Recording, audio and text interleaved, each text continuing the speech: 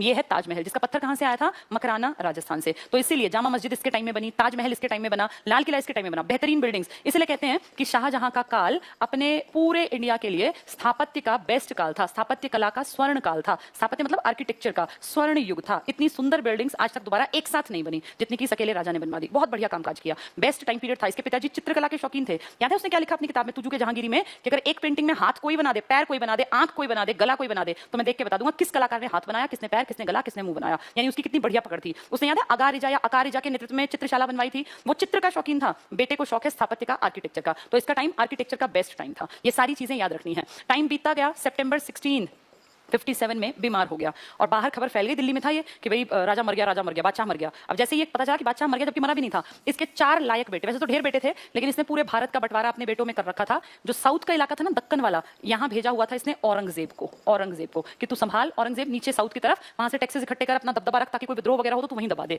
इसका एक बेटा बंगाल की तरफ था और एक बेटा इसका था इस तरफ में, इस तरफ मतलब ये राजपुताना और इन सबको देखता था। जो ये वाला बेटा था इसका नाम था शुजा, शाह शुजा पूरा नाम था, और इस टाइम था मुराद इसका बेटा इस तरफ, जो ये गुजरात साइड को देखता था। और जो उत्तर में बैठा हुआ था, दिल्ली, आगरा, शाही इलाका पूरा, जो मेन इनका गढ़ था, जिसको हम कह सकते हैं लाहौर का इलाका, दिल्ली का इलाका, फतेहपुर सीकरी का इलाका, आगरा का इलाका, वहां राजा खुद था बादशाह। और थोड़ा ऊपर इमेजिन कर लो, तो उनको देखता था खुद पहले ये शाहजहां। और जब ये बीमार हुआ तो इसका फेवरेट बेटा था, इसका बड़ा बेटा, जिसका नाम था दारा शिकोह। इसको ये बहुत पसंद करता था। कहते हैं एक बार दारा शिकोह बचपन में बीमार हो गया तो इसका डॉक्टर इसने विदेश से बुलवाया था, विदेश से फ्रांसिस बर्नियर करके एक डॉक्टर बुलाया गया था। फ्रांसिस बर्नियर, उस टाइम पे सोचो जरा, अपने बेटे को ठीक करवाने के लिए एक विदेशी डॉक्टर इसने बुलवाया, फिर इसको यहीं रखा, बोला तू यहीं रहे, कहीं मेरा बेटा बीमार होगा तो तू ही इसकी केयर करेगा, क्योंकि बीमार पड़ के ठीक नहीं हुआ था यहाँ देसी इलाज से। तो फ्रांसिस बर्नियर यहाँ पे चिकित्सक था, विदेश से आया था, किसके केयर टेकिंग के लिए? औरंगजेब। इतना पसंद करता था औरंगजेब को कि बेटे को कुछ हो ना जाए। ऐसे ही एक आदमी है फ्रांसिस टवरनियर। ये हीरे जवाहरात का पारखी था, जो ताजमहल में इतना महंगा, उस टाइम में मिलियंस रुपीस लगे थे, पता नहीं कितना बड़ा अमाउंट उस टाइम खर्च किया। तो कोई ना कोई जानकार तो होना चाहिए, विदेश से पत्थर आएगा, अगर नकली पत्थर आ गया तो बस देखने में हो अच्छा, वैसे अच्छा ना हो, ना चले 10-20 साल। तो टवरनियर आदमी था जो जवाहरात का पूरा एक्सपर्ट था, जवाहरात का, ये देख के बताया था कि पत्थर की कीमत क्या है। तो ये 2 बहुत बड़े आदमी हैं। कौन कौन? फ्रांसिस बर्नियर डॉक्टर है, चिकित्सक है। ये बुलाया गया था मेनली जब बचपन में कौन बीमार हुआ था? दारा शिकोह। दारा शिकोह फेवरेट किसका बेटा है? शाहजहां का, और वो चाहता है कि मेरे बाद ये गद्दी पर बैठे। दारा शिकोह को ना शाह बुलंद इकबाल भी कहते हैं, शाह बुलंद इकबाल। और इसकी खासियत है कि ये पढ़ने लिखने का बहुत शौकीन था, पढ़ने लिखने का बेहद शौकीन, और इसने ढेरों किताबें पढ़ ली, मतलब ज्ञानी था, हिंदू धर्म की और सारी किताबें पढ़ लिख ली इसने, बहुत सारी, फारसी में अनुवाद करा दिया, हमारी उपनिषदों का और पता नहीं क्या क्या। यानी ये किताबी इसको नॉलेज थी सारी। पिताजी का फेवरेट था, अच्छा ढंग से बात करता होगा। सबसे अक्खड़ लड़का इसका था औरंगजेब, जो कि बहुत ज्यादा कट्टर था और किसी की भी नहीं सुनता था। वो तो अभी राजा बैठा था तो चुपचाप जैसे चाह रहा था वैसे दक्षिण में चला गया, वरना ये सुनता नहीं था। ये बहुत ज्यादा क्रूर भी था। तो ये चाहता था कि मेरा बड़ा बेटा ही जो पढ़ने लिखने का शौकीन है, तो देखो बीमार हुआ तो डॉक्टर विदेश से आया था, उसको राजपाट संभालना चाहता था, ये अगली गद्दी पर बैठे। जब ये बीमार होने की घटना हुई सितंबर में, तो खबर फैली मर गया, तो साउथ से औरंगजेब ने सोचा यार कहीं बड़ा भाई जो है वो सारी प्रॉपर्टी हड़प ले और हमें मरवा दे। तो ये अपने भाई के पास गया, मुराद के पास, और बोला चल हम दोनों ना अटैक करेंगे और हम राजपाट लेंगे, भाई हम लायक हैं, मैं खुद बन जाऊंगा और तुझे मैं कुछ बड़ा पोस्ट पे रख लूंगा। मुराद इसकी बातों में आ गया, और मुराद और औरंगजेब, शाह शुजा को कोई मतलब नहीं ना, उसका कोई ये था कि मैं बनूंगा, उसको पता था मेरा नंबर नहीं आना। तो ये जब यहाँ पहुंचा तो यहाँ जाके लड़ाई शुरू हो गई। अब यहाँ पे 3 लड़ाइयां हुई हैं, जिनके कारण फिर ये फाइनली जाके कंफर्म हो गया कि यही राजपाट संभालेगा। ये 3 लड़ाइयां फेमस हुई हैं, दारा शिकोह के बीच में और औरंगजेब के बीच में।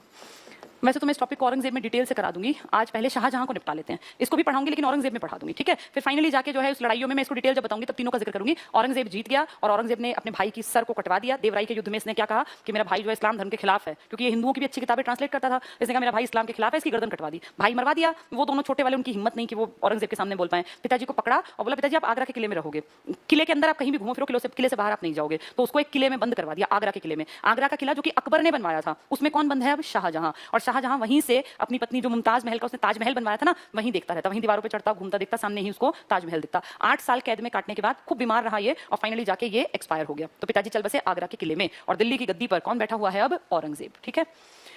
चलिए अब हम लोग इसको सारे को उससे पढ़ लेते हैं, जो ये शाहजहां वाला टॉपिक है इससे। देखो किताबी भाषा भी जाननी जरूरी है ना शाहजहां के बारे में। शाहजहां जोधपुर के शासक थे उदय सिंह, इन्हीं को मोटा राजा भी कह देते हैं, मोटा मतलब बड़ा भाई। तो जोधपुर के शासक उदय सिंह की पुत्री थी जगत गोसाई। इसको जोधाबाई नहीं है, एक्चुअल में ये जोधबाई है। जोधाबाई अकबर की पत्नी थी, जोधबाई जहांगीर की पत्नी थी। तो जहांगीर का जन्म हुआ था मरियम उज्जमानी, जो कि असलियत में जोधाबाई थी, और फिर इसका बेटा जन्मा है जोधबाई से। दोनों हिंदू राजपूत लड़कियां हैं। तो जगत गोसाई का पुत्र था, इसके बचपन का नाम खुर्रम था, खुर्रम। नेक्स्ट है अहमदनगर के वजीर थे साउथ में, मलिक अंबर के विरुद्ध सफलता से खुश होकर जहांगीर ने खुर्रम को शाहजहां की उपाधि दी। तो पिताजी से खुश थे। नेक्स्ट है इसका विवाह नूरजहां के भाई, इसी ने करवाई थी ना शादी, आसफ खां की पुत्री अर्जुमंद बानो बेगम से हुआ, जो मुमताज महल के नाम से प्रसिद्ध हुई। मल्लिकाए जमानी मतलब पूरे जमाने की हेड, मल्लिकाए जमानी की उपाधि शाहजहां ने दी। 1631 में ये एक्सपायर हो गई, 1631 में ये एक्सपायर हो गई और इसलिए 32 में इसने ताजमहल बनवाना स्टार्ट कर दिया, जो 22 साल तक बनता रहा। नेक्स्ट, जहांगीर के सबसे छोटे बेटे थे शहरयार, इसका विवाह नूरजहां के पहले पति से उत्पन्न पुत्री से हुआ। तो अपनी खुद की बेटी को जहांगीर के एक बेटे जो कि राजकुमार है उससे शादी करवा दी, अपनी भतीजी की शादी करवा दी जो अगला राजा बनने वाला है उससे। शाहजहां ने आसफ खां की सहायता से सिंहासन पर अधिकार कर लिया। इसके समय में खाने जहां लोदी का विद्रोह हुआ और कंधार मुगलों के हाथों से निकल गया। कंधार तुम सोचो कहां, अफगानिस्तान का इलाका, वो छोटा सा इलाका मुगलों के पास से चला गया। शाहजहां ने दिल्ली के निकट शाहजहानाबाद नगर की स्थापना की। इसका उद्देश्य था आगरा से राजधानी इस स्थान पर परिवर्तित करना, तो दिल्ली लेकर आया राजधानी को। इसे आजकल पुरानी दिल्ली के नाम से जाना जाता है। तो पुरानी दिल्ली जिसको आप कहते हैं ना, ये चांदनी चौक का इलाका, ये इसी टाइम का बसा हुआ है। इसी में उसने सुरक्षा दुर्ग बनवाया, जो मैंने पूरा ड्रॉ करके दिखाया तुम्हें, का निर्माण कराया, जिसे लाल किला या किलाए मुबारक के नाम से जाना जाता है। तो लाल किला, रेड फोर्ट या किलाए मुबारक पेपर में आ जाएगा। किलाए मुबारक का किसने बनवाया, तो आधे सोचेंगे पता नहीं कौन सा किला है, किलाए मुबारक ही लाल किला है, शाहजहां ने बनवाया इसको।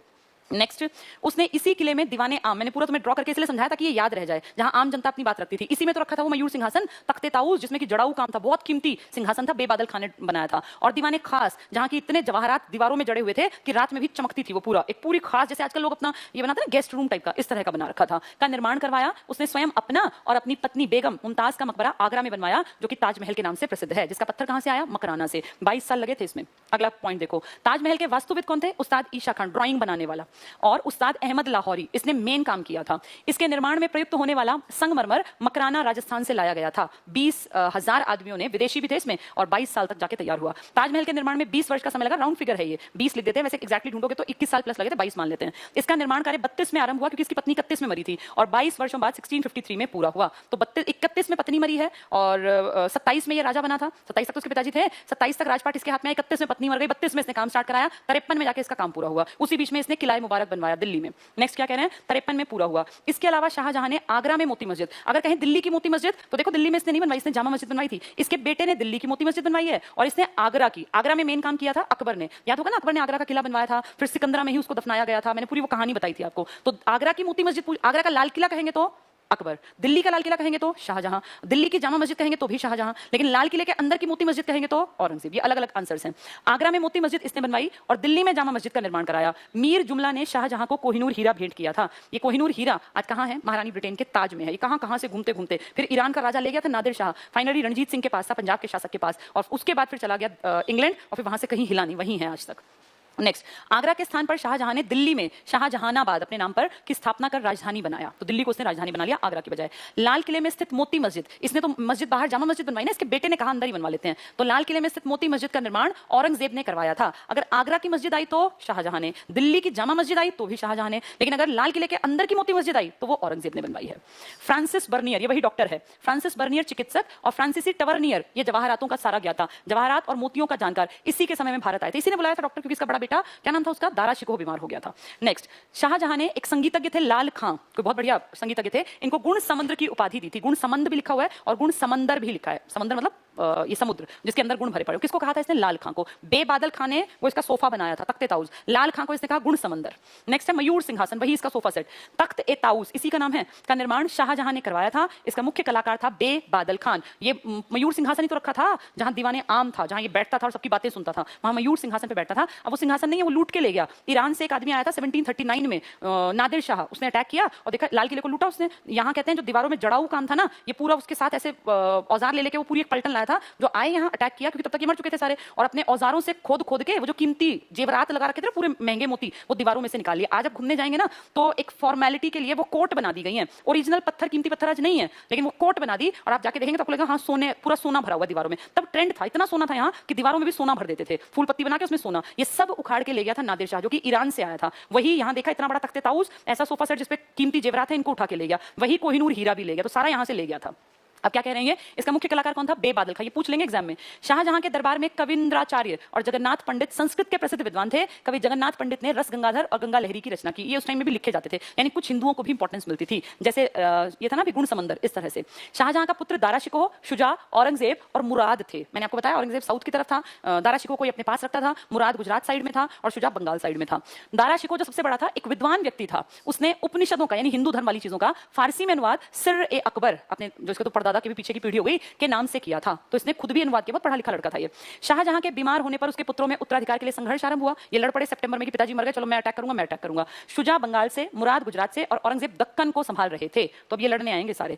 अप्रैल 1658 में दारा और औरंगजेब, अब दिल्ली पे अटैक क्यों किया? क्योंकि दिल्ली राजधानी है, वहीं तो पिताजी हैं। औरंगजेब और दारा के बीच धर्मत का युद्ध हुआ। तो पहला युद्ध है धर्मत का युद्ध। 3 युद्ध बताए थे नाम, एक धर्मत का, एक सामूगढ़ का और एक देवराई का। धर्मत के युद्ध में भी दारा हारा, सामूगढ़ में भी दारा हारा। ये अप्रैल में हुआ, वो मई में, और फिर एक अगले साल हुआ मार्च में देवराई का युद्ध। उसमें फिर जब वो पकड़ा गया ना, हार गया, उसके बाद इसका सर काट दिया अपने बड़े भाई का। अब द एंड हो गया। फिर 2 बार राज्याभिषेक कराया था इसने इस युद्ध में। तो ये कौन सा बताया इन्होंने? धर्मत का। इस युद्ध में दारा की पराजय हुई। शाह बुलंद इकबाल, इसका नाम था दारा शिकोह का, के रूप में दारा शिकोह को जाना जाता था। 1658 में औरंगजेब ने सामूगढ़ का युद्ध, बहुत इंपॉर्टेंट है, धर्मत का युद्ध, सामूगढ़ का युद्ध और देवराई का युद्ध, ये मैं औरंगजेब में भी बताऊंगी। सामूगढ़ के युद्ध में विजय प्राप्त करते हुए राजधानी पर अधिकार प्राप्त कर लिया, यानी दिल्ली किसकी? औरंगजेब की। 2 कौन सी लड़ाइयां लड़ी इसने? पहले धर्मत का युद्ध और फिर अगले महीने सामूगढ़ का युद्ध, और फिर अगले साल अपने भाई को खत्म करने के लिए देवरिया की लड़ाई लड़ेगा।